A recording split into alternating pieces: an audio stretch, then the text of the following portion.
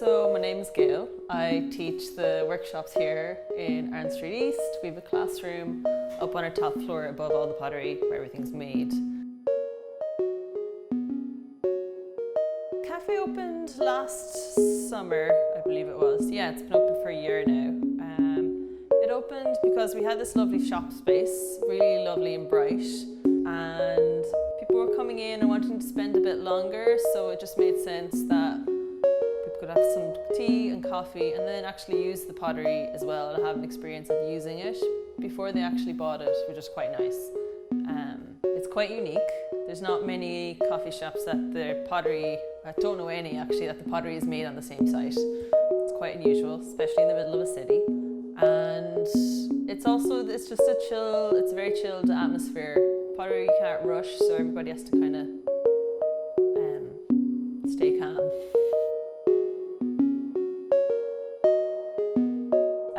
So Arran Street East was started by Laura McGahey. Basically, she couldn't find a pottery that she actually wanted to buy. She was down in school over the summer and she got a potter to teach her a bit of throwing, and she got the idea to design some pots and hire potters to make them. And so Arran Street East kind of grew out of that summer throwing pots. There's been a resurgence in craft in the last few years, but at the time it just wasn't as visible, and she really wanted it to be visible craft that people could see the process, just so we're not quite as removed from the things we use every day.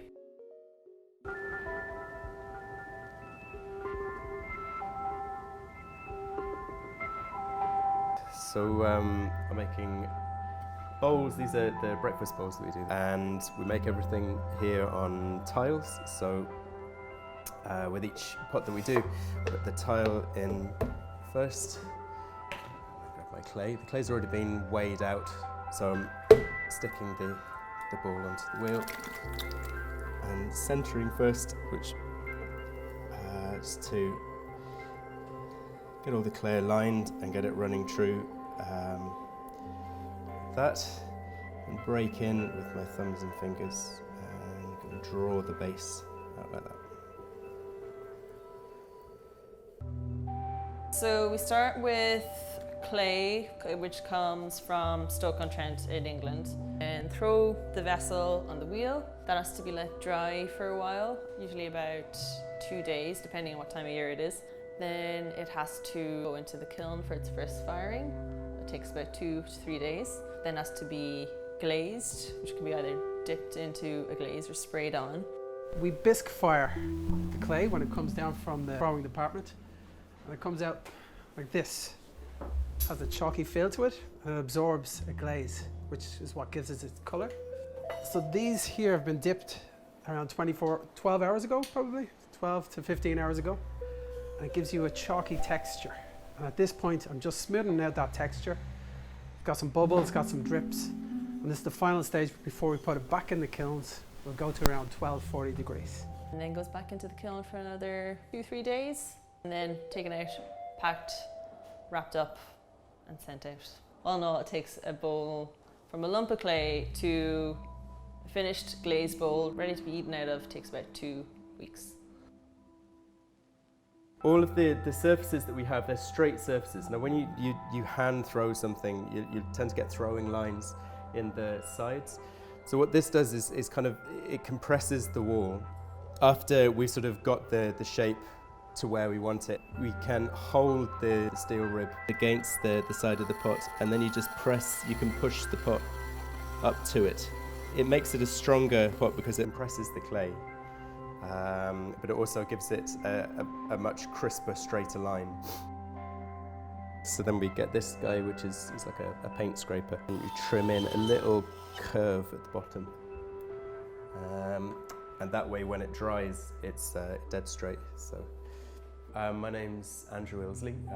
I'm one of the potters here at Arran Street East. I was an archivist before working here.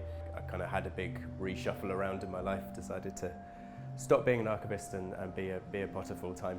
Pottery it feels like a really old conversation. So the oldest archaeology that we have is shards, and is pottery shards, and we've got shards from thousands and thousands of years ago. And you find a thumbprint, or you see a thrown pot, and it feels like a touchstone between yourself and just the whole lineage of makers who are overcoming the same problems, working with the same material and having the same connection with the material. And then the clay itself has been around for millions of years, changing and shifting around. And then to be interacting with it and making form out of this lump of peculiar material, which is like, it's not quite solid, it's not quite fluid, and it's so responsive.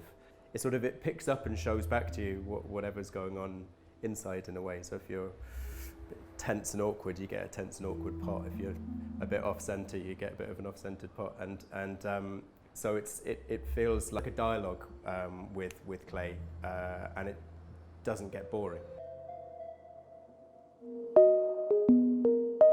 What I love about pottery is that you get to put stuff out there that you think has value, and that can hopefully be a nice touch to people's, especially when it's functional stuff, to people's like everyday lives, like having a cup of tea.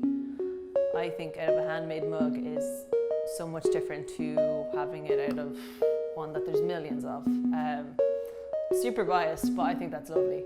And yeah, that's kind of why I love making it so much. Is one, it's a beautiful process. It's very sensory to actually make in clay. And the final object is just lovely. Most of the time.